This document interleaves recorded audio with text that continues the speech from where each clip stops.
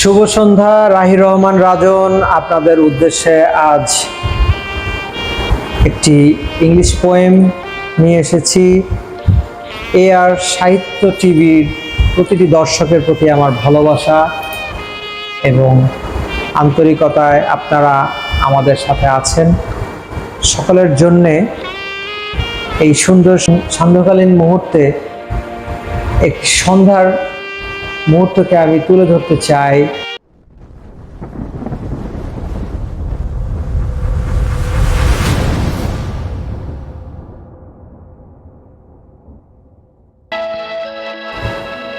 যেই কবিতাটি আজ থেকে প্রায় 50-60 বছর আগে ইউকের ইডেন ফিলপটস দ্য ডাইং ডে, অর্থাৎ একটি দিন, মৃতপ্রায় দিন, সন্ধ্যাকে তিনি উল্লেখ করার জন্য এই সুন্দর পোয়েমটি আপনাদের সকলের জন্যই নিয়ে এসছেন। আমরা সকলে তার পোয়েমটা এনজয় করবো এইভাবে। আমার কণ্ঠে আশা করি আপনাদের ভালো লাগবে। দ্য ডাইং ডে, এটি ইডেন ফিলপটস লিখেছেন। আমরা সবাই বুঝতে পারছি এটি অর্থ হচ্ছে মৃতপ্রায় দিন। The lights of even flow on high, lilac and fading, rose and gold, that drift from east into the west, for day is growing old. আবার বলছি, the lights of even flow on high, lilac and fading, rose and gold, that drift from east into the west, for day is growing old.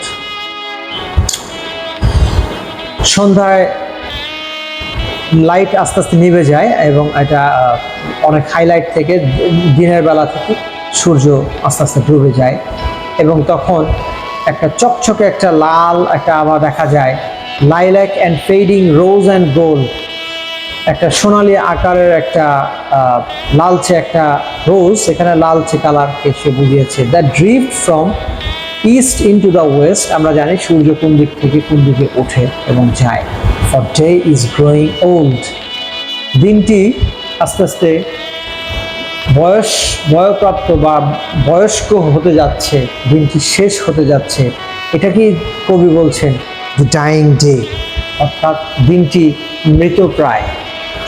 Still the thrush sings and blackbirds cry. আমরা শুনতে পাই না পাখির আওয়াজ? যখন পাখিগুলো বাসায় ফিরতে যায় তখন তারা চিল্লাতে চিল্লাতে চলে যায়, চি চি করে চিল্লাতে চিল্লাতে চলে যায়।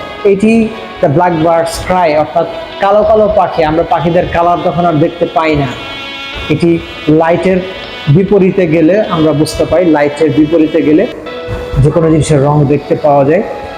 কিন্তু সেই সন্ধ্যার আকাশের দিকে আমরা যখন তাকাই তখন আমরা পাখিদের কালারের, কবি কি সুন্দর করে, ইডেন ফিলপটস কি সুন্দর করে বলছেন, স্টিল দ্য থ্রাশ সিংস, পাখি তখনও কিন্তু গান গাচ্ছে এবং শো শো আওয়াজও তখন হচ্ছে বাতাসের, কিন্তু the blackbirds cry and young lambs scamper through the fold, অর্থাৎ ভেড়ার পাল তখন বাসায় চলে যাওয়ার মুহূর্ত, তারা তাদের নিরে ফিরে যাবে, পাখিরা তাদের নিরে ফিরে যাবে এবং ভেড়ার পাল তাদের ফোল্ডে চলে যাবে, অর্থাৎ গেটটা তখনই বন্ধ করে দেওয়া হবে।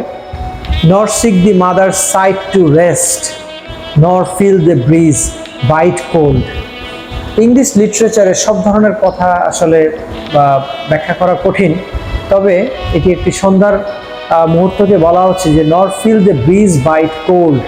তখনও কিন্তু ঠান্ডাটা ঠিকমতো পড়েনি, না সন্ধ্যা না দিন না কিছু একটা।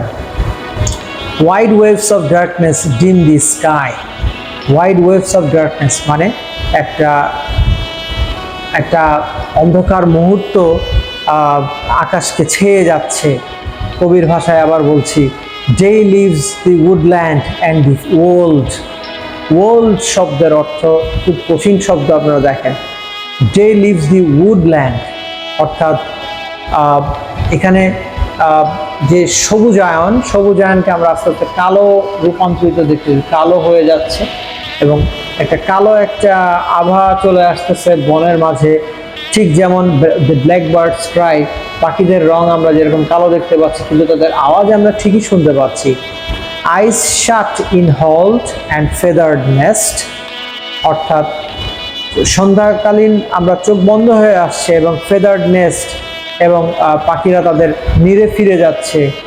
এবং সবচেয়ে মজার যে ব্যাপারটি, একটি মৃতপ্রায় দিনের জন্য কারফিউজ নেইল ইজ নল, অর্থাৎ সন্ধ্যার সময় ইউকেতে বিভিন্ন চার্চে একটি বেলের আওয়াজ পাওয়া যেত, যে বেলের আওয়াজ দিয়ে তারা বুঝিয়ে দিত যে দিনটি শেষ হতে যাচ্ছে। দ্য কারফিউ, এখানে কারফিউ শব্দটি বর্তমান যে কারফিউ চলছে আমরা সেই কারফিউকে বলবো না, আমরা এটিকে বলবো এটি একটি কারফিউ, একটি দিন। এই কারফিউ নেল, নেল মানে বেলকেই নেল বলা হয়েছে। একটা চার্চে যে টিং টিং একটা আওয়াজ পেতাম আমরা চার্চে, সেটা সন্ধ্যাকালীন একটা আওয়াজ দিয়ে বুঝিয়ে দেওয়া হতো।